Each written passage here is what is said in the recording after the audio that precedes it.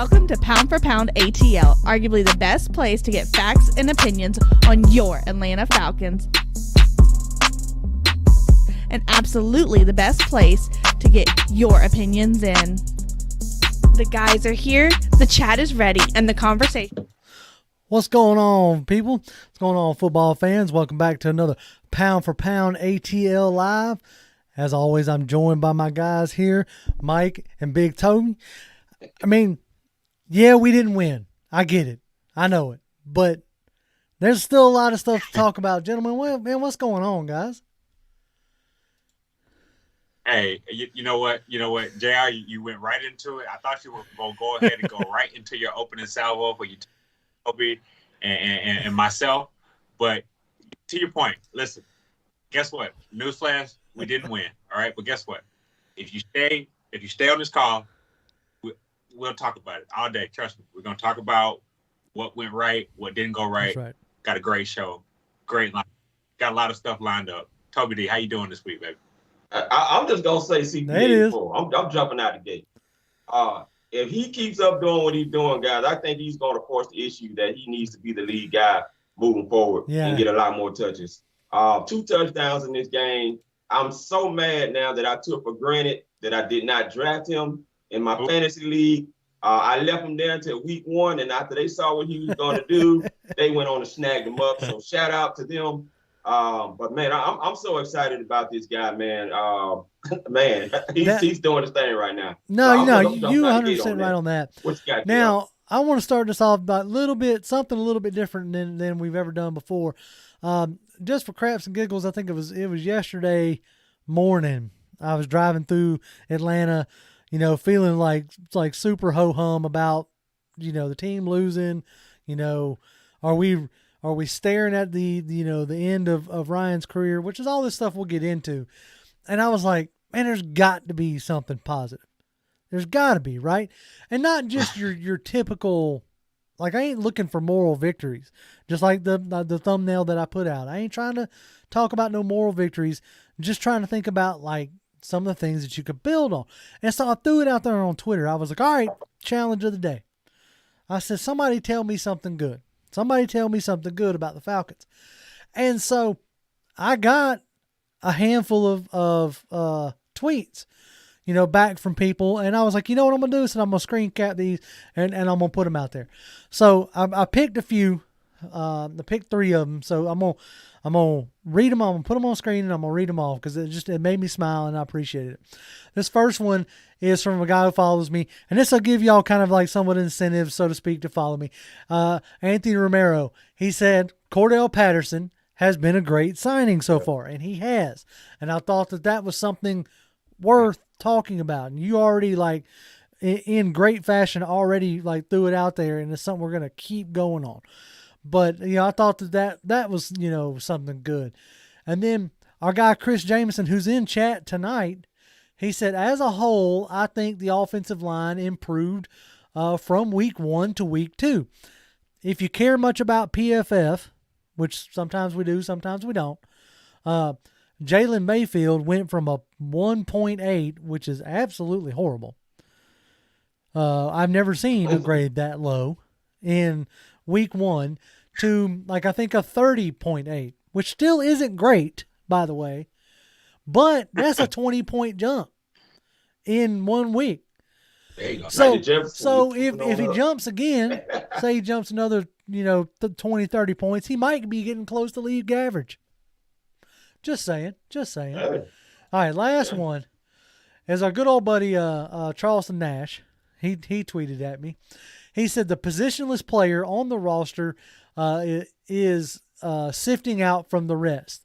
Kyle Pitts and Cordell Patterson are showing that positionless football is the future for this team. We scored legit touchdowns this week, unlike week 1. I like seeing 25 points over 6. So I thought those, and there's some other real good ones talking about the offensive line. Somebody put out there that looks like we might have a run game going, which is one of the things that we brought Arthur Smith in, or at least we figured that was going to happen with Arthur Smith, coming in. So, like, that was something that made me smile. The interactions, of people not just like focusing on the horror of the fourth quarter, because there really was no other way to put it. Like, you went into the fourth quarter trailing by 3 and like really feeling like maybe we could do something here. You get a stop and maybe we could do something. We got that stop, and then it's like the wheels just fell off. Like, you gave the ball back, they score a quick touchdown, then, you got the pick sixes and so on and so forth. But, which again, like, we'll get into all of that. But I really enjoyed that Twitter interaction. So I challenge y'all in a sense, before we get into, the craziness that was this game. What was some of the things that stood out to y'all? You said Cordell Patterson, Toby. Mike, what stood out to you, buddy? Yep. Look, I'll go ahead and start with the elephant in the room or the gator in the room, which is Kyle Pitts. I mean, I think that we saw the athleticism on hand, right? Mm-hmm. I think sample size of what we'll see for years to come. I think, just seeing him be able to get integrated and get more comfortable, it reminds me that this guy's still a rookie, so whatever expectations we had, the astronomical expectations, the unicorn expectations, they might be warranted down the line. But I think what I liked about Kyle Pitts is he played a lot more comfortable, I think, on Sunday. And what I like about him is it's pretty evident. You don't even have to throw him a perfect ball. Just hit the ball in that swing. Right. Just put it in those fishing net mitts that he's got right there and let him do the work. So I think if there's one ultra positive, I think Kyle Pitts is the centerpiece of this offense, and we will find more ways to utilize that skill set every week, which is why I think regardless, just look ahead just a little bit, regardless of what we saw on Sunday, again, we'll get touch on the negatives a little bit.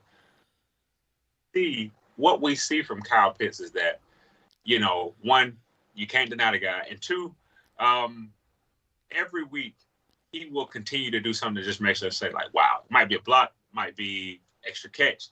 And I think it's just going to be fun to watch his growth, right? No matter what this team does, no matter what the record is, I just want to see the rookie keep growing. And, that's my biggest I'll say positive, this about Pitts. Twice now we've seen him, like, catch a ball and kind of slip, a little bit. But the time that you saw him catch it and keep his feet under him, dude, he was upfield in a hurry. Yeah. He was like that kind of shot. Like, I had to, go back and watch that, a couple different times because that him as quick as he got upfield, like that was pretty impressive. I think one of my positives I'm going to take away is just like with the offense, like we focus on the offense because that's the flashy part or whatever, but it seems like the defense is starting to get its, feet under him as well, as far as understanding what Dean Pease wants them to do. I mean, I don't know if y'all realized it, but, we sacked Tom Brady 3 times in that game. Right. I didn't. So, we got to Tom Brady, which was something I didn't figure we were going to do, Yeah. Hey, and actually, sorry to cut you off. One more guy, while we're positive, I would say that contributed one of those sacks is Marlon Davidson. I think that, that's right. A lot of what we saw in his preseason is starting to carry over into the regular season. And I think he's another guy like Kyle Pitts. The more games, the more reps, the better. Those are players that, some of these guys are guys that you hope they meet this standard, right? You hope they have the talent, right? You hope springs eternal, right? But he's one of those guys that you see the football in this guy. You see that this guy loves the game of football. He's got ability. He's just got to be able to put it together. So I think Dean Pease, for Marlon Davidson, nobody else, right, probably served the most amount of value for a player that's bought in, right? Because that's one thing that they noticed about Marlon Davidson is that from the OTAs, he came in super laser focused. And if he could get his knee under control, he was going to be in for a good year. So, he's another player that I think if we go on a run or if we win a couple of games or, we're competitive, he's going to be a guy that you see in the fourth quarter battling just as hard as he does in the first. And those are defense. Yeah, no doubt. Those are, those are some of the things that I stood out. Now, obviously, AJ Terrell, going down with a concussion, that hurts. But even showing like some of the pass deflections that he was having, like the one that got him hurt, that was a like alien type play. You know, he was just like, I was like, holy Pete, you know. And so those are some of the things that I was pleasant, I was pleasantly surprised. You know, for the way they fought, especially like, I guess we can go ahead and like transition into like some of the bad type stuff. My bad. What you got? Hold on. Shout out to Jimbo, because we had Dante Fowler sighting on Sunday. I mean, we got to run through this for a minute now. They were driving.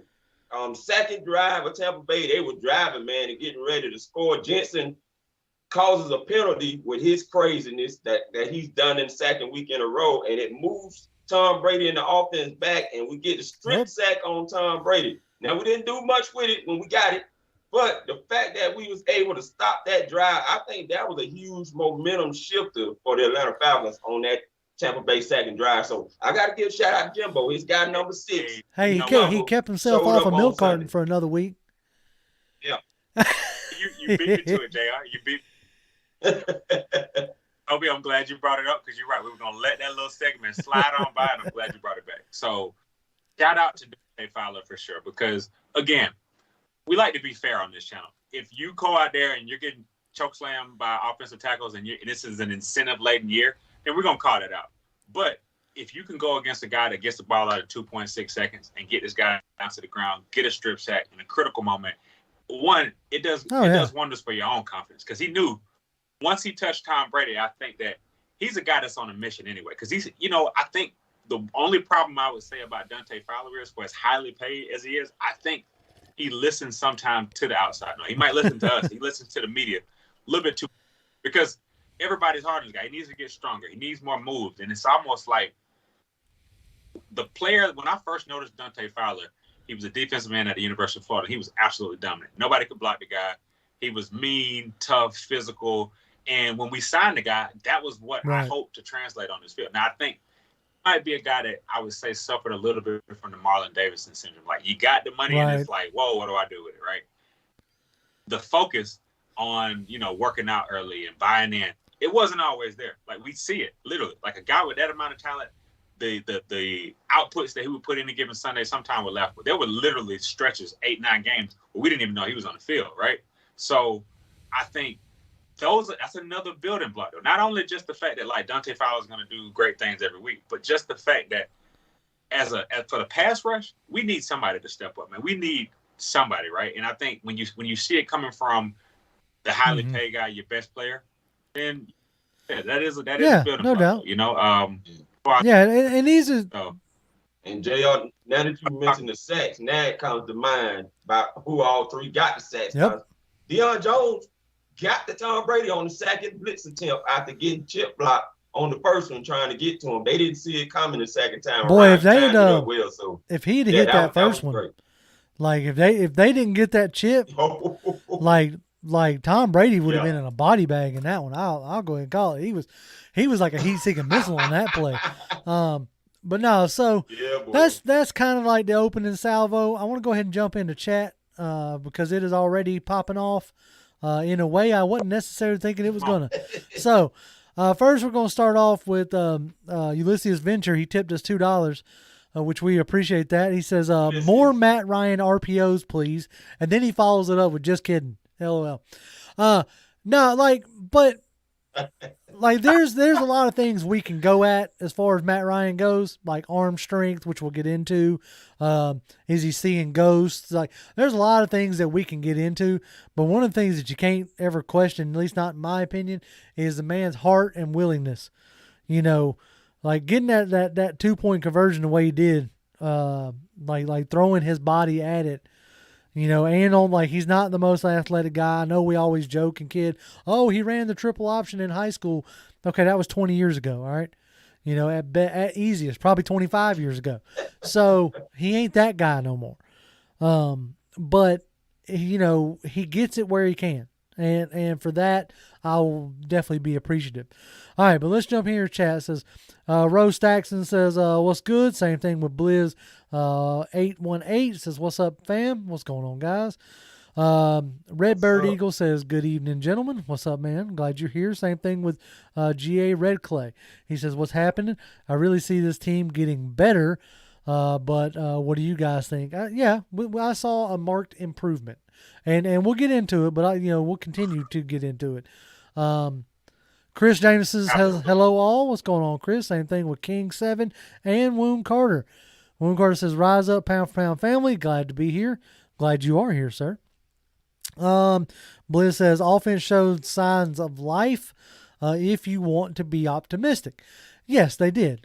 They did show signs of life. And yes, I want to be optimistic. I don't know if I can be, but that's what I want to be. So we'll see how it transpires through the rest of the night. Joseph says, what's up, P for P? Just gonna throw some, just going through some growing pains. It's all good.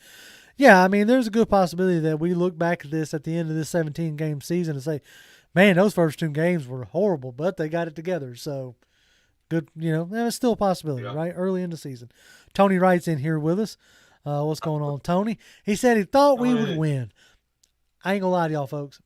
I never had delusions that we were going to win. Even down by 23, my wife was like, oh, you think we can do it? I was like, no, we're not going to win. Don't fall into that trap. Let's just look for improvements. You know what I'm saying? And that's what transpired. Genuine Muse said, what's good, fellas? I just got one thing to say. Arthur Smith, aging quick, ain't it? LOL, rise up. I guess they're talking about he's looking already looking taxed. Might be like the presidency. After 4 years, he looks 20 years older. Who knows? I know I already see a bunch of people calling for his head, which I find is kind of ironic, but oh man, our good buddy Kojak Man Tucking and Fred Butts are in here. Man, I'm glad y'all are in here tonight. Kojak wants us to make it make sense. We're gonna do the best we can, Kojak. Fred Butts says Arthur Smith found his rhythm and we were about to go on a roll. Love the way we played. We're gonna see. That's right now. That's the optimistic approach. Is that this is a building block. Jimmy Wright's in the chat with us. I'm glad you could join us, Jimmy. King 7 says, Ben said he was going to be that guy. I think he's talking about Cordell Patterson. He said we need to use Cordell Patterson like the Saints use Kamara because Cordell can do everything. I tell you this, the fun in charting this game was seeing like all where they lined up Cordell and Kyle.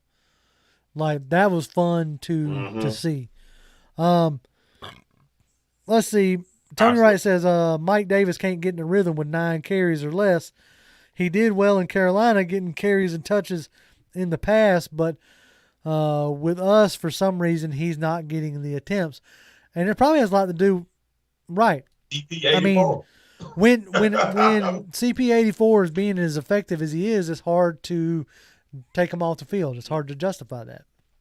Oh man, we got a celebrity in here tonight, gentlemen.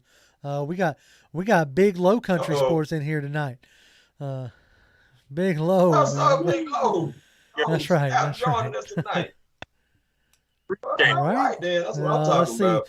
Joshua, okay, hold on. No. Michael Walker says, we don't need to run CP in the ground.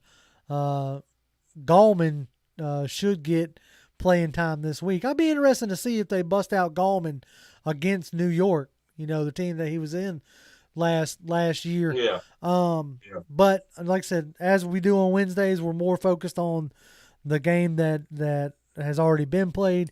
But that Gallman thing is something that we might have to get into on Friday. Let's see. Somebody's Jay Black is asking folks to hit the like button. We would appreciate it if you hit it. If you're new here and for some odd reason don't know who we are, subscribe, follow us. We talk about the Falcons as much as y'all can handle it. See, False Start Falcon says, guys, start the draft engine. Oh, come on, False. It's only 2 games in. We can't look. I say that, but I will say that I'm already seeing mock drafts popping up on my Twitter. I'm like, really, people? Man. Talking about Big Truck Trap Star. I was going to see if he's going to be nice tonight. He says Mike Davis is not the answer. All right. Okay. I was going to give Big Truck a hard time, but he also follows it up a few seconds or a few comments later down the line and says AJ Terrell is the truth. So I was going to challenge Big Truck to say something positive, but he beat me to it. So, good job. Yeah, I appreciate you. I appreciate you throwing something out there. All right, let's see. We're gonna scroll on down, and Nick Bangalow is in the chat with us. Man, I'm glad you are here. He's thinking we might be 3-2 by the bye. That's something that you brought up, Toby. That's something we'll get into here in a little bit. Rose Toxin says Mike Pinnell needs to play more. Well, he's gonna have to get elevated from the practice squad to play more. But that is something that I look to see them maybe do. Maybe Dean Pease feels like he needs a bigger presence in the middle. So, I mean, that's why he's sitting on the practice squad. I'm going to go ahead and call it right now. They're probably trying to get him into playing condition. And as soon as they feel like he's there, it wouldn't surprise me one bit because you don't have a space-eating like nose tackle. And that's what he is. Yeah. What's up, bud? Hey, question for you guys. And like, maybe it dawned on me. Y'all need to refresh my memory. Pound. Where's Tyler Davidson? No, he's there. Like, is he hurt? Like, what? Hold on. Like, no, we hadn't because he ain't done nothing. One time. Which was my problem with Tyler Davidson. Yeah. I mean, from even when Dan Quinn and him was here. I was like, I just didn't understand why they loved the guy. Everybody's like, oh, well, he's a run-stopping space eater. And I just don't see it. Yeah. Maybe y'all can correct me, but I'm about to pull up the let's see here, snap counts. He fit well in the New Orleans Saints defense. He hasn't found his place here yet though. Thing about it is, Toby, he's managed to get re-signed though. Like that's part of the problem. Yeah. Like, according to footballguys.com, Tyler Davidson played 56% of the snaps for a total of, let's see. Hold on, what is this? First game, second game. Second game he played 34 snaps on defense. So, I'd have to really go back and look for him. I can't go. I had to leave Waldo out there. I can't go looking for him. Yeah, I'm gonna leave Waldo out there, man. I can't go looking for him right now, dog. I will go ahead and like we talk about snap counts. The one that's kind of surprising to me is that Sunday I think marked the beginning of the the Kyle Pitts takeover because he like out snapped Hayden Hurst by 27 snaps. And a lot of times when I was charting the game, when we were in 11 personnel, it was Kyle Pitts that was out there and not Hayden Hurst. So, I mean, we are squarely in the Kyle Pitts like zone. And it won't be much longer, I don't think, that this will be like Kyle Pitts' team as far as offensive weapons go. Like y'all laugh at me, or people, not y'all. Y'all didn't laugh at me, but people laughed at me and thought I was crazy when I said, depending on what this coaching staff thinks, I'll be interested to see if they truly re-sign Calvin Ridley. And I know that's like sports talk hot take, but I mean, if you like. He got more targets, than Calvin Ridley. Yeah. The offense that Arthur Smith is designing that you're starting to see, at least with this quarterback, is an offense of yak yards, which is what he did up in Tennessee. So that wasn't a surprise to me. Yeah. Right? Talk about like how you want to like create explosive plays. That's something that I heard a lot over the all season. Oh, you need a guy to stretch the field. You got to have a guy who can create explosive plays. A lot of people in their mind, the only way to create an explosive play is to throw it 20 yards downfield. Well, that's not the case. Like, we had 6 of them on Sunday. Right. And a lot of them were an intermediate throw or something dump off, something in space. Mm-hmm. That's Arthur Smith's name of the game is yak yards. It's a spacing game. Like, his routes aren't overly complicated. They're full of mesh concepts because he's trying to get somebody open in space. Like, that's how, Calvin Ridley's touchdown. That was that same play that you saw that Tajay Sharp dropped from Franks in the preseason. That was the Calvin Ridley touchdown. And I even said then, I said, if that's Calvin and Matt, that's a touchdown. Yep. Guess what? Yep. I think I'll say this. I will just slightly disagree on Calvin Ridley from the standpoint that I think that, Arthur Smith does have a type of offense that he needs to run, right? But I think when you look at areas that can get weak to bad really quick, if we don't re-sign Calvin Ridley, we look at our receiver position, right? Because I'll tell you this, the one thing that reared its ugly head, no disrespect to Russell Gage, but I said this, the way he plays the game to me would not make me feel comfortable with him as a number one receiver over a 16-game set hurt. Because he's already hurt, right? So I think that the thing I like about Calvin Ridley is this, though, is he's tough enough to power through, I'll say a lot of his injuries. Because, he played with a hurt foot, that kind of stuff. It's like, now, again, if he left, wouldn't be the worst thing in the world. But I think for Kyle Pitts to truly flourish, we kind of got to start putting fear in the other team, right? Because, I looked at Tampa Bay's their corners, and, they gave respect to Calvin Ridley, gave a little bit of respect. They definitely knew where Kyle Pitts were. Looking at the game, they schemed for Kyle Pitts, but it just seemed like they didn't even respect, when Russell Gage was in the game or Tajay Sharp was in the game or Zacchaeus was in the game. Shout out to Blake. Blake might be one of the only guys right now that's shown that consistent heart that, shout out to Jimbo. That's his boy. Another one. Right?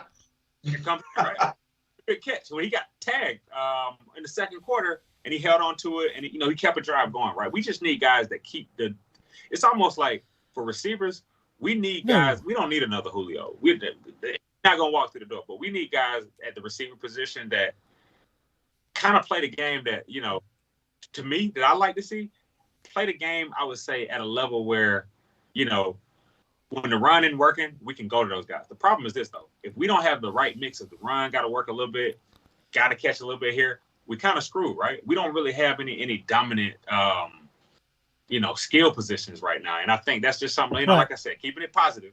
I just think that it would probably hurt this organization if we're unable to sign Calvin Ridley. But again, he's going to command big money. It's going to be interesting. So. Like, I don't think that they just let him walk. That's not what I'm implying, I think at absolute worst you get a franchise tag year with Calvin, at absolute worst. When I say that kind of stuff, I'm not trying to imply that Calvin ain't worth it or that Calvin ain't a number one. No, I think he is. Like, I feel like he is. He showed it, last year in the back half of the season that he can win without the presence of a Julio Jones and or what have you. So that aspect, this team is obviously, like, if you were to subtract Calvin Ridley off this team right now, it would be horrible. Like, absolutely horrible.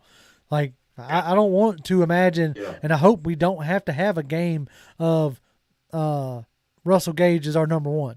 Because, no, I'm okay, But, like you have...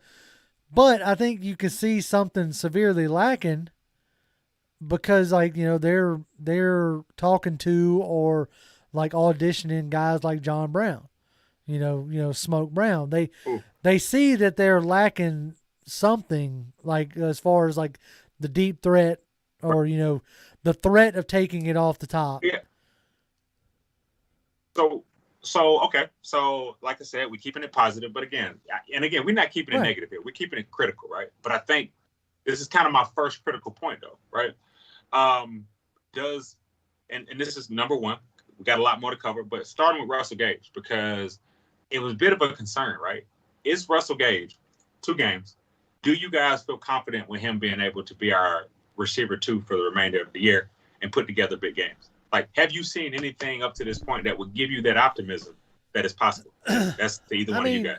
Right now, like, it's so hard to judge off the Philly game because the Philly game was such a train wreck, like all the way around. Right. I'll be more interested to see if he's able to play this week, how he performs, right?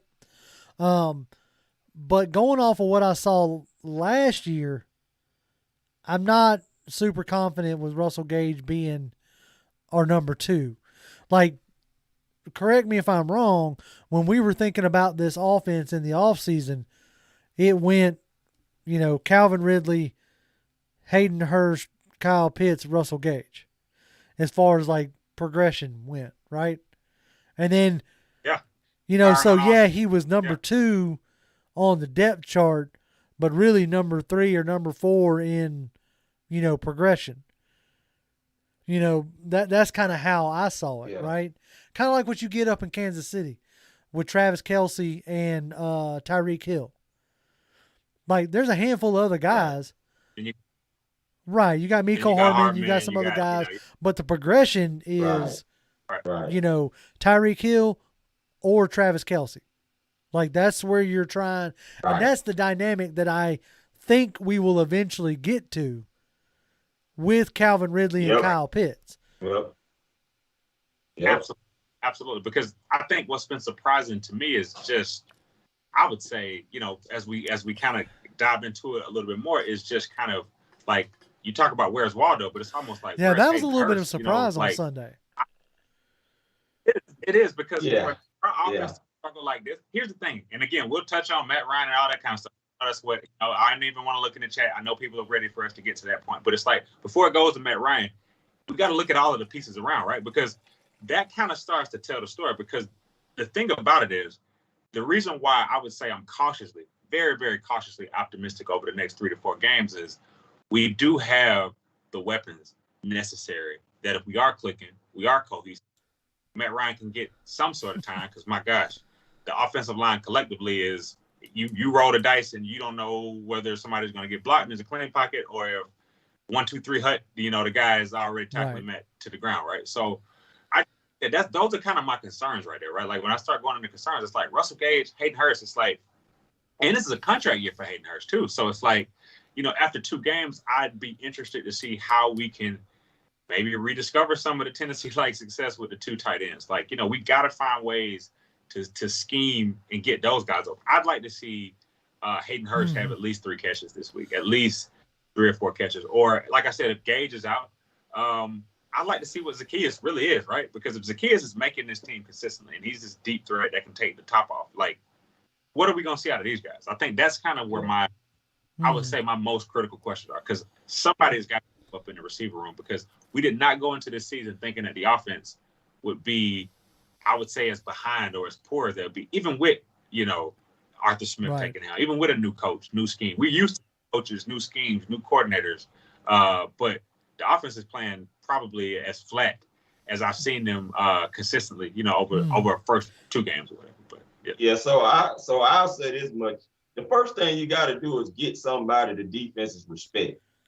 And I'm just going to be honest, and I said it before, no disrespect to Calvin Ridley, but nobody's losing sleep overnight over Calvin Ridley. They know he's a great route runner. They know all of this stuff, but he still has to prove that he can be that guy at the number 1 spot. Right now, Kyle Pitts' name is on the tongues of every guy I listen to from all the teams that I go and listen to, all the teams' interviews every week of each team that we play. And Kyle Pitts is the guy that's on the name. And if he matched what he's being put out there, because his name is far exceeding itself right now. If he can match that, then now you have an opportunity where Calvin Ridley gets it going. You have an opportunity, because remember now, Matt Ryan threw the ball to 8, 9 different receivers in this game. So that was a big, huge positive that he's starting to build trust with those guys, and he needed this game to do that. Now, I will say this. You ran about 43 snaps in 2 games. You've gone through every down and distance situation that there is to go through in those 2 games. So now I look for them to put together the best plays that really fit this team moving forward in that 3rd week. And I'm just telling you right now, CP84 and Kyle Pitts, that to me is the offense at this moment that the train runs through, and then everybody else. And right now, I'm saying even Calvin Ridley running through those 2 guys because they're the chess pieces of the whole They thing. definitely do feel like, the chess piece. Hayden Hurst had one reception for 6 yards, that one little toe tap on the sideline that kept a drive moving. You had, Zacchaeus with 22 yards on 2 receptions. As far as rushing went, you weren't going, we said that in the preview show, you weren't really going to run on Tampa Bay. So you really had, 16 attempts, really? So that wasn't the game plan that was going to work. But in those 9 attempts, Mike Davis averaged 4.2 yards. So I'm really curious to see what this offensive line looks like, what this running game looks like against a not all-world defensive line. Now, like I said, again, I'm not going to get too much into it, but I know, New York's got some pieces that can do some damage, but I don't think they're on Tampa Bay or Philly's level. So we'll see. Now, we've been neglecting the chat for a little bit, so I want to jump back up in here. Right. Get 2 feet deep, So Dre Jungle says our safeties gotta go. If that's the type of play that they're giving us, I'd rather get them young boys in. Yeah, I'll say this, man. Eric Harris and Deron Harmon, I had a little bit more hope for Deron Harmon. I didn't have much hope for Eric Harris. I was just hoping I was wrong. I guess that's the hope I had for Eric Harris. But yeah, critical, right? We critical. Yeah, I wish Jimbo was here in that aspect because I know he can speak to it. When I tell you that, right now they look like a good 2-for-1 special. They on 1-year deals, but 2 of them can go time. I couldn't agree more. Whoever stated about the safeties, I couldn't agree more because I have to credit Deron Harmon and Eric Harris for one thing. Hopefully they'll be able to impart wisdom. We already kind of hired them to be teachers anyway. We didn't really expect much out of those guys. Because I'll be honest with you, Eric Harris was a guy that I was shocked in. And maybe that's not a good thing about this defense. If we had these guys, one of our captains, right? And I don't know what kind of fruit that they'll bear, but like I said, this is really this is about the future. Jalen Hawkins and Richie Grant are going to be your safeties. Now, those are 2 guys that I think with more seasoning, they're going to make a good pair. And again, you know what? That's another thing. I'm shocked that we haven't seen Hawkins has been out there in 16 snaps. And the one that kind of gets me is I figured Richie Grant would have been out there a little more, and maybe it's just, maybe they're not liking what they're seeing so far on special teams. I don't know. It does seem like this is a regime that isn't necessarily going to lean on rookies on the defensive side of the ball for sure. Yeah. And maybe that's just an old school thing for Dean Pease. He is an old school coach, So that could be, one of the deals. That's another thing. And I will say this, I saw Okadeji out there a lot more. He was another guy that I wanted to look at and see what his snap count looked like, because I saw him get out there and I was like, okay, good, maybe we can. Yeah, he got 21 snaps, and I think that was after Steven Means, because he kind of got injured, but he could stay kind of injured. I ain't trying to say he needs to stay injured, but I'd much rather see Ogundeji out there than Steven Means myself. And you know what? While we're talking about Steven Means, none of you guys in the chat last week, I asked you guys, Steven Means fans, I called every one of you guys out. 10 words or less, tell me why Steven Means is on this team and what contribution he makes. I looked back at the chat. Nobody said anything. So, again, if you can tell me this week, I'd like to know. And the best I will tweet if I even get one. No, it's all good. I'm sorry. So we'll keep on running. Some people were asking about John Kaminsky. He was a healthy scratch. That's never a good sign. Yeah. When you are a healthy scratch, Nope. that means the coaching staff feels like you're not effective. I mean, straight up. Yep. That was it was another guy we got rid of. That was a lot of healthy scratches. Right. Deidre Shanat. So it'll be interesting to see if he's another healthy scratch. Like, because he was supposedly a healthy scratch for Taquan Graham, the other rookie, which is great to see in that sense. But then I don't think Graham actually got any snaps. So, no, excuse me. Graham got 13 snaps. So it seems like what they were looking for is more interior, and maybe they felt like Kaminsky wasn't stout enough in the interior. So that may be what they may have brought Graham in to spell, Davidson and or Grady from time to time. So that may have been what they were doing there. Yeah. Our good buddy Ghost Peppers is in here. What's going on, Ghost? He says, if the O-line could actually earn their paychecks, Pitts will probably have more of an impact than we've seen. I hope Gano can get back on the field sooner rather than later. I ain't heard much about Gano, and yes, because he also follows it up.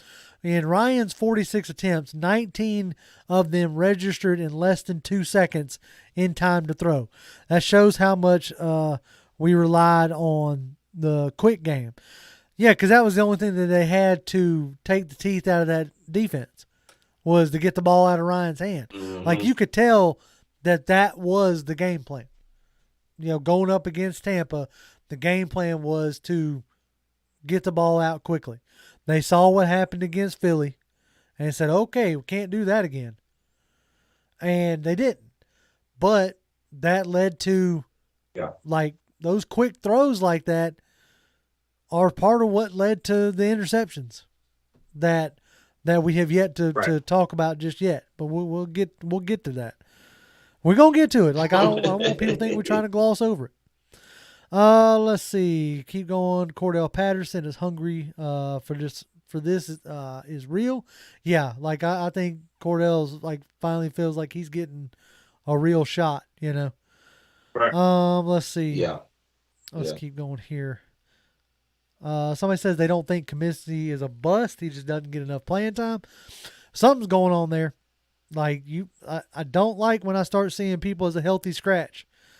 That's a big red flag to me. Right. Ghost Pepper wants you to know, Toby, Mike, that Steven Means is a great cheerleader. And that's what Means brings to the team. You know what? Thank you, Ghost Peppers. I appreciate that. I'm a feature. Yeah, exactly. Somebody else also commented that Means is extra hype. That smacks the guy's helmet harder than usual, which is annoying. William, keep the fire. That's right. William Paul says we still need another good defensive back to make a run. Do whatever to get somebody from wherever before the deadline so we can make it. Yeah, I mean, I'm like, we'll get into it more on Friday, but if Terrell ends up missing a game, man, I'm not looking. Like I know Reginald Oliver is lurking, but Isaiah Oliver has been playing real good on the inside. I don't want to necessarily see him back outside, not right now anyway. So I don't think he will. If this might be a week where Darren Hall finally comes off the inactive list. They hadn't really needed him up to this point, but this might be a week where you see him come off that inactive list this week. You got a good point there. That's a good one, probably. Yeah, you got a good point there. Like he may finally get some real playing time. Yeah, because he ain't got no snap. He's been inactive both weeks, right? Yeah. So all right, all right. So we spent 40-something minutes being nice and as optimistic as we can be, talking about the good. Now let's talk about the bad and the ugly. Right? Oh yeah, let's get into it. Because last thing I ain't trying to get like accused of being Homer or whatever, even though I don't know exactly what you're expecting from a channel that only talks about the Falcons. That's that's kind of what we do.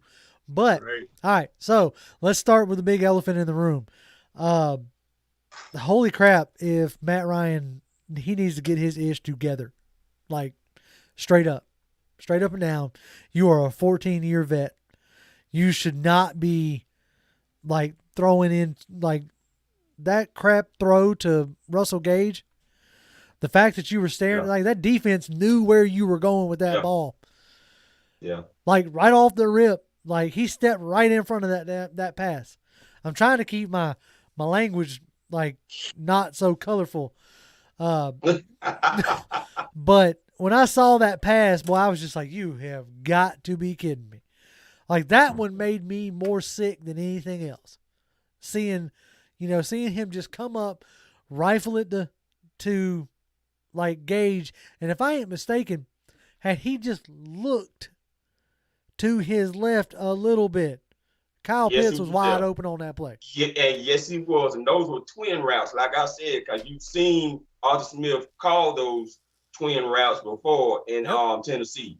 Those were twin routes, and he had Pitts open. But Matt Ryan's going to go to the guy he can trust, in that type of situation. And unfortunately, Mike Edwards was there, picked him off. Now, what gets me is the one, and I'm going to talk about this one because the one that was supposed to go to CP84. Okay. Matt Ryan done been practicing those sidearm throws all offseason during camp. And y'all saw Josh Rosen do one in the game against the Cleveland Browns when he hit Juwan Green on that sidearm. You heard Chris Collinsworth them talking about that throw. They've been practicing that all season. So for Matt Ryan to forget that part of the technique to do that, if he does a sidearm there, Mike Edwards don't even have a chance to get that ball, and it gets to CP84, but he didn't do it. So hopefully he'll learn from that. That's why they've been practicing them sidearm throws, because they know teams is going to be getting their hands up. You've been seeing it all across the league, defenses getting their hands up and getting in the passing lanes of the quarterbacks and knocking those balls down. So that was something he should have did a better job at right there. Yes, I completely agree. Like, look, as far as the batted pass that went a mile up in the air, the second pick six, like in a sense, like I discounted the pick six part of it, because you do that same pass, it gets batted up, and 9 times out of 10 nobody comes down with it. So that part of it was a fluke. But holy crap, like getting passes batted down like this. Look, I get it. I know that your offensive line ain't blocking nobody. I get that. But you get that. You're a 14-year vet. That, like, you should understand by now that this is what is happening. So, you got to get that ball up, or you got to get it on a different angle. Mm-hmm. Like this is what should be running through your head. For all these people like who want to sit here and say that all we ever do is make excuses. There wasn't no excuses for those. Right. Like, and I'm pretty sure y'all gonna like the folks in the chat gonna want me to talk about that deep ball thrown. Look, that particular route in that particular situation, they ain't but about maybe 2-3 quarterbacks in the league that's got enough arm strength to do that. That was a bad route. Like that shouldn't have been called, in my opinion. Like that was, to me, was a bad time to take that shot. And like you're gonna have to take shots to keep the defense honest. I get that. Right. I'm not discounting that you shouldn't be taking shots. But, let's try to take shots maybe, more on like an in-breaking route, not an out and up. Your quarterback ain't got the arm for an out and up. I mean, an out and up, you got to put it over the safety. Yep. Yeah. You got to. Yep. Like, so I'm just gonna be honest, man. I think Like, I go at the highest level and I go down into the weeds of the Tampa Bay Buccaneers. But I think if you want to get into the Hall of Fame and you're a quarterback, there's not a lot of if this would have happened. If that would. The guys in the Hall of Fame, true enough, those guys that are like celebrated forever and ever with the gold jackets, the only thing in their speeches, which is just pie in the sky, is they made it happen. They made this happen in spite of, right? Like even the Dan Marino, all of these guys, they made it happen in spite of. The problem I have with excellence and Matty Ice is we consider Matt Ryan to be an excellent quarterback. You know why? Because we pay him like an excellent quarterback. We pay him like a VIP quarterback. And the thing about excellence is this. You're always gauged off of he made it happen in spite of. The problem I have right now with Matthew Ryan, right now, as of today, is if this would have happened, if that would have happened, if this would have happened. And my problem with ifs and the buts are this. To your point, 4 years of horrible offensive line play. You know what? If I'm a leader and I want everybody, like if I'm Aaron Rodgers, I'm one of these other guys, I'm like, hey, look, come on, guys. Like you saw what Aaron Rodgers almost did to the Packers. It was like, look, guys, y'all not even, give me some say here, right? Or give me some, like respect the fact that I've been in this organization long enough that football is a violent game. It's a very high-speed game. And when you look around at a team and you look at the infrastructure they put around you, the inability to scheme against that, I think is unacceptable at this point, right? And it's all started to implode, I think, all at the wrong time. Not that this is not fixable. Again, I do think that we still have a team that is capable of going on a stretch and winning. But the problem is this. If you ask the defenses what they feel like when they go against Matt Ryan, a lot of these guys are licking their chops because they know that mentally he's already started to buy into the losing culture. Here's the thing. Hall of Fame quarterbacks do not buy into the losing culture. Even Dan Marino. Dan Marino, when the Dolphins were terrible, he was still, they might not have won a Super Bowl, but he was yards and yards and yards and yards and yards and throwing it around the yard. They were very tough to beat. See, here's the thing about me is that, like, it comes back to legacy at this point. What do you want to be known for? You got to be known more than I was an NFL MVP. I took my team to the Super Bowl. All great things, but they don't necessarily correlate to a great career. And I think the problem is this. Do we have a really good quarterback in Atlanta? Absolutely. Do we have a quarterback that I will ride with every week? Absolutely. Is he frustrating to follow? Absolutely. But I'll tell you this. Right now, for us to really get back to the level of expectation that we're playing with, you know what's funny? It's a team that we're going to play this Sunday, just to step ahead a little bit. And it's really interesting to watch. Look at their fall. You remember back a couple years ago with the Justin Tucks, the Michael Strahans, the Giants used to be beating up on anybody and everybody. I want to go to MetLife Stadium on a Sunday because you was going to get your teeth kicked in, right? But also, look at the culture of that organization. Look at Eli Manning, his last 4 to 5 years. Like I said, I felt like the trajectories were. Now, Eli Manning got Super Bowl. Toby D corrected me earlier. I was like, man, it just feels very Eli Manning. On the Super Bowl, guess what they remember Eli Manning for? They don't even remember Eli Manning for his last 3 years. They remember him for the throw, like the catch. Like, ultimately, right now, it's about legacy. So my thing is this, though.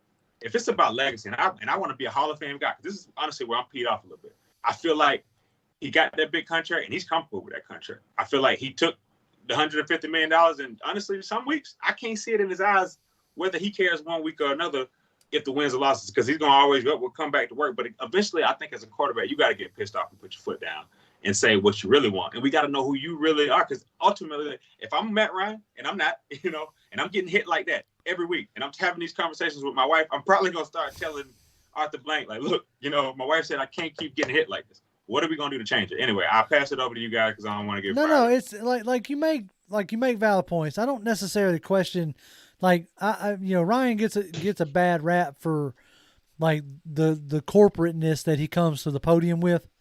Like he's always come to that, to the podium with, and regardless of what was going on, he's very much if they lose, I got to play better. If they win, my team played great. You know what I'm saying? Like my guys were awesome. Like he's that in a sense. And so I've always, I think that's one of the main reasons why he gets a bad rap, because you don't get the Aaron Rodgers sound bites of relax, or, you don't necessarily see the Tom Brady, like, screaming at somebody. But there's a clips going around where he was getting dead in every one of the O-linemen's, butts. Like he's a fiery guy on the field. I just don't think we get to see that. That's not what's presented to us. So therefore he ends up getting that, corporate guy persona, right? The problem that I have is, okay, Millie Mills is over here saying he's asking if that was a benching on Sunday, or is he tripping? I don't think Ryan got benched. I just think that at that point the game was out of hand, so get him out there before he gets killed, And if nothing else, you're getting Josh Rosen, who you don't have a cemented, like a really stable backup. So you're getting your backup live fire as well. So I think that's what you're seeing there with both at the end of the Philly game and at the end of the Bucs game. It's out of hand. You're not going to win. Get your guy out of there before he gets like really tattooed. But as far as the narrative that is going to, I think, follow Matt Ryan, whether he ends up being a Hall of Famer or not, that's for writers to debate. That's for us to debate. The thing that's going to follow him is that he always needed the perfect situation. And like the thing that's going to follow him is they're not going to remember, his earlier years when he made Harry Douglas a 1,000-yard receiver, or, what they're going to remember is that, he had Julio Jones. So like, think about the way that we talk about Matt Stafford, right? Like Matt Stafford's hoping to go to LA and change that narrative, because he fallen under the same category, all the stats in the world, but nothing to real show for it. Absolutely. Same thing with Phillip Rivers, right? Like if you think Phillip Rivers is a Hall of Fame quarterback, then Matt Ryan is definitely a Hall of Fame quarterback, because Matt Ryan won the MVP and has went to the Super Bowl, right? So that's where it'd be interesting to see how it all, really lays out. But as far as what I'm seeing, at least from these past two games, is a guy who is not yet comfortable in this system, and a guy who is definitely not comfortable behind this offensive line. And, it sucks. Like at this point, if this keeps up, I'd much rather see them trade him to Washington or something. Like eat the dead cap and just move on. Whatever it is. Like I'm not a capologist, but for the folks that were like, if they do that, then they should have, got rid of him in the off season and drafted a quarterback. Sure. Okay, fine. Whatever. Like contract wise, you wasn't going to do that.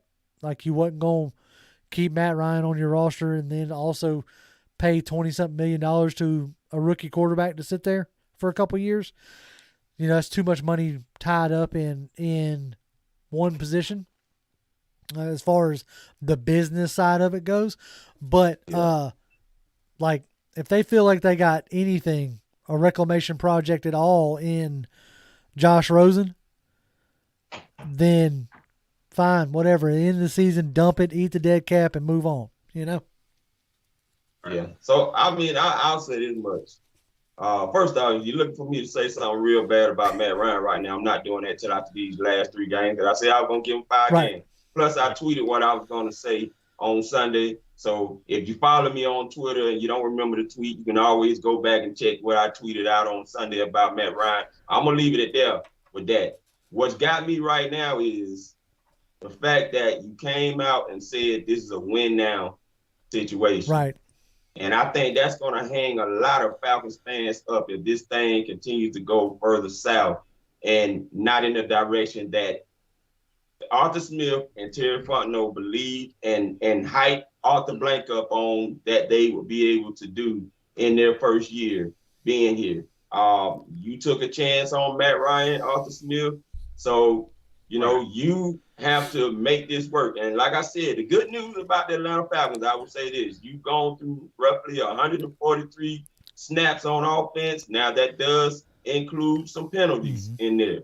But now you've gone through every in-game down and distance situation. The only one you didn't go through yet until this week was 2nd down and 8, which was interesting. But anyway, now that you've gotten them situations out the way, and Matt Ryan alluded to it, now it's time to go back and see what plays really fit this team. And from here on out, you have no excuses, Arthur Smith. You know what this team is about. You know who your juggernauts are. Let's build this around them and let's ride. And that's all I got to say about Yeah, it. no, you dead right. Like, look, like Jimbo put it up there earlier in chat when, talking about just win. Like, you start winning and all this type of talk ceases, right? Because like straight up and down, like you take, like, I know it sounds stupid, but you take away the picks. Matt Ryan was 35 for 46, 300 yards and 2 touchdowns on the defending Super Bowl champs. Like you were 4 for 4 in the red zone. There was plenty of things to come on here and be all like, there was some good that happened. But my big thing was, as I said, at the top of the show, I ain't trying to, develop it, or not develop. I'm not trying to have any moral victories. And I knew that was something that the chat would be, not the chat per se, but we could get, accused of or lull ourselves into a false sense of security, so to speak.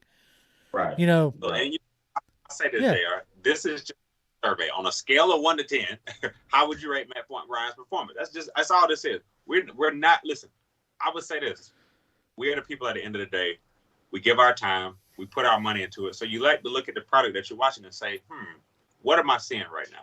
And to be honest with you right now, if to Toby's point, I couldn't have said it better than Toby's point, because I would say the genuine frustration of the average Falcons fan is if we were truly rebuilding, give us that expectation. This fan base, I would say more than other fan bases, have been through far too much, because you think about it right now, the average Falcons fan might be a good guy. Maybe doesn't really put himself in a position to get ribbed by a lot of his friends. But as soon as they find out you're a Falcons fan, here come the jokes. I got a story for that.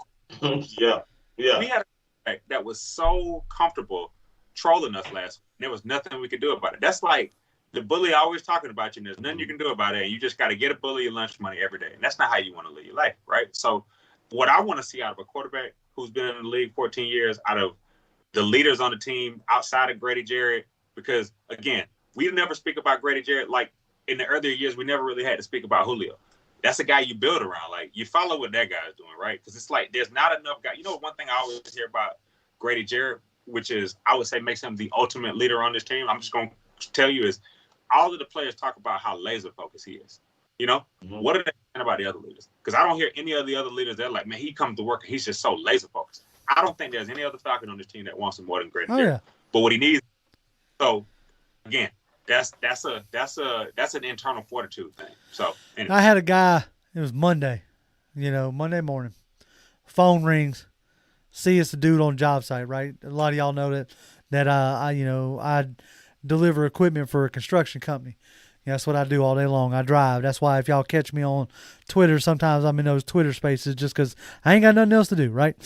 So I'm driving down the road. But anyway, so I had a guy call me from one of our sites, and if any of y'all ever been around construction guys, they live to give you crap.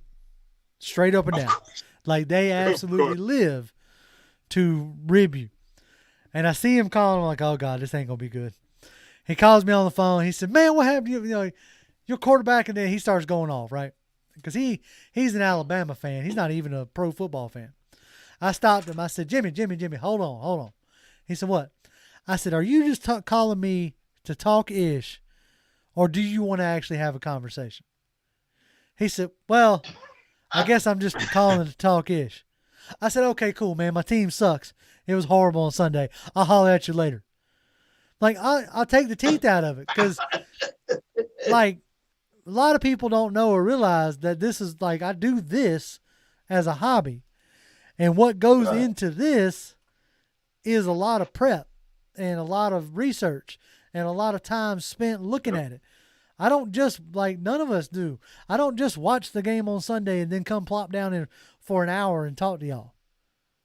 Right. Like I've shown it before and I show it again. Like, look, like that's a chart of every play on offense. Like, every one of them, right? Like, so I'm reliving this stuff 2 and 3 times before we ever get on air, before we ever talk. So, like when people come at me at like, oh, your quarterback sucks. Okay, Cool. Is that all you want to tell me, or do we want to try to figure out why he sucks? Exactly. What positive do you have? Right. You don't have it, and I don't right. Really if you ain't got it, you ain't got it. What we saw on Sunday was a team that there were some negatives, but it was a lot to build off. All we asked for last week was this: we want to see a team that got kicked in the mouth in week 1 just come out and fight. And they did. And they fought the best of their ability. Didn't come out with a win, but I think when you hang your head on a team that because I asked myself this question: is this team worth my attention span of 3 hours every week? And that was a game that was worth our attention span minus the last 25% of the game. Yeah, the last 7 minutes, 50 seconds. right. See what I'm saying? We live it. Right. Toby that up. And then absolutely.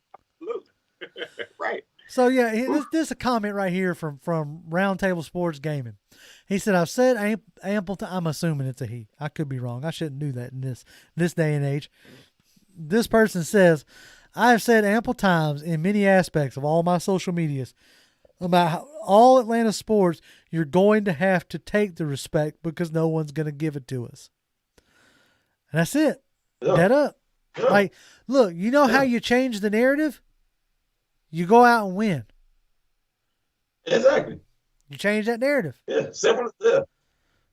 Dead up. Matter of fact, you lose, you get punched in the face. You win, you punch That's back. it. Period. Yeah. Let's see. I'm gonna. I'm just gonna keep reading the chat. You got something to say? Go ahead. I'm gonna say this, guy. We're not gonna let Arthur Smith escape either. No. Ooh. You don't call a 4th and 1, okay? Oh God, thank you. Now remember, if you rewind back, Fowler had just gotten a strip sack. Okay, because I think this is where the drive, you got to the 50, and instead of you calling and going for it at the 49 on the opponent's side, you go ahead and kick it off, but then you decide to go for it on your side of the field. That I'm gonna tell y'all right now, I had to ask God for forgiveness because I said some words Sunday after that that I don't think I ever heard myself say. I said words so bad Sunday that I scared my whole family that was down there because they had never really seen that side of me come out. Hey, so look, Falcons, the team, not Falcons fan, the team. Look, y'all Toby on the right track right now. So it's like, keep Toby calm because I tell you this. To your point, I couldn't agree more, and I'm glad we didn't let Arthur Smith off the hook. No, okay, I got another thing to say about that in a second. Really getting like you don't want to be the single point of failure. You know why? Because that was what we got rid of. You remember when we fired? Okay, because it was really simple. We fired the defensive coordinator. No, now I'm running the defense. Then no, I fired myself a little bit. No, now I'm back on. Now, like, look, we're not going through that again. Arthur Smith, you will not get a pass because we spent the last 6 months talking about how intuitive and innovative and all these big words to hype you up. But let me tell you something. You're the offensive coordinator and the head coach. That's it. And them 2 areas of the team collectively is failing, and the offense definitely is behind. So you got to pick it up. This starts and finishes with Arthur Smith. And then let me tell you something. If we don't make a move next week after another horrible performance, then Terry Fontenot's on my list next week. And I'm going to give him a couple weeks because he's the general manager. Again, JR, Okay. One thing I say, you talk about that 4th and 1 and 4th and 2, like not QB sneaking and then QB sneaking, which I shook my head at. We ain't even talked about that absolutely ridiculous Wildcat on the goal line. Oh my. I saw that and I said out loud to nobody in particular because couldn't nobody that needed to hear me. I said, right now, y'all ain't good enough for this crap. Line up and play football. Like, show that you can do that first before you start doing some craziness like some Wildcat with Russell Gage in there and all that mess. You wasn't fooling nobody. They ain't fooled nobody in years. Okay? Yeah. So stop that mess and just line up and play football. So yeah. So you know where that play came from, right? If y'all remember, there was a game where Henry, the running back over there Tennessee, for the Tennessee Titans, ran that Wildcat, and it actually worked for them. he ended up getting the touchdown, and they ended up getting the touchdown in that game. Well, but this ain't Derrick Henry, so yeah, no, it ain't. But my thing is, if Patterson don't fumble that ball, they actually had a clear path into the end zone. If him and Davis don't mess up on the exchange, it was a clear path right into the end zone. But I would not run a play like that right now. That's what I'm saying. Like you right. Gremlin Gremlin 123 is basics right. down. He's echoing the same thing we're saying. Get the fundamentals down first before you start getting cute. Absolutely. Yeah. Like show that you can just play football. You know what I'm saying? Like I was standing in front of my TV, just like, what are y'all doing? Like, this is absolutely insanity. Like 4 points, absolutely. But I will say this though, all that mess talking, like we said earlier, William Amy is echoing it. Like we were, 3 for 4 touchdowns, 4 for 4 scoring in the red zone. Yeah. And that little jump pass thing to Cordell Patterson that he snatched that joker out of midair. Dude. Oh man. I was jumping up and down. I was absolutely jumping up and down. Oh my. All right, I'm gonna read a few bits more because we done ran over. And we hadn't had much of a chance. I say much of a chance. We didn't really get into the chat much. Y'all been awesome. Y'all been hitting with some. I'm reading them. I may not be reading them on air, but I'm reading them. Tony Wright says Marlon Davidson has to continue to fight, and it was good seeing Taquan Graham get some playing time. I think that's the future of this defensive line. Like, I think it wouldn't surprise me one bit if you saw Mike Pennell activated either this week or next. But, yeah, I think that's the future of your line. Willie Doc says, it's all good, Toby. He says, Jesus paid it all. And that's right. Okay. He did. So, he did. He's good. We good. But anyway, let's see. Millie Mill says, where the F is Sheffield? Sheffield is on IR. Yeah. It's talking about Sheffield that today Arthur Smith said that he's hoping that they look like they're close. Him and Josh Andrews. Yeah. Okay, look. Complete another side note. And I ain't gonna do this. If y'all see me do it, does anybody else's nose start itching when you talking? No. At times. Yeah, I've had that. Anyway, sorry. Now, I saw you itch your nose, and I was like, I've been itching my nose all night. The Joker just starts I'm talking. And like, I didn't think about it until you. Now I want to. Now you want to itch your nose, don't you? I see how it's like when you start yawning or something. Okay, anyway, sorry. Beetleborg says Iceman had a decent game. Just got some errors to clean up. I think so. And all that's going to come in time. Like, honestly. Yeah. And as he starts to get more comfortable, as this O-line gels, I don't expect to see that kind of performance in the fourth quarter happen much more this year. It's just like, man, it just makes you crazy. Let's see. Anonymous says, this team's defense used to let us down in the fourth quarter and being carried by the offense. Now it's the offense choking. Complete 180 in the worst ways. It's kind of funny. We get a offensive-minded head coach, and now the offense takes a hit. Sometimes that's what happens, Sometimes that's what happens. Jimmy Wright is over here advertising for our TikTok. If y'all are into TikTok, we are on TikTok. I'll take, and cut up stuff and put it on there. So let's see. A few more, we're going to get out of here. King 7, he said, let's cut to the chase. If Matt is Matt Ryan a closer or just a sheet stuffer? Do you guys think this is the issue with us because he's the face we look for him to make away? I'll put it to you like this, King. As it is with every team, the quarterback is going to get the blame, like straight up. Okay? Good, bad, or indifferent. He gets paid the most.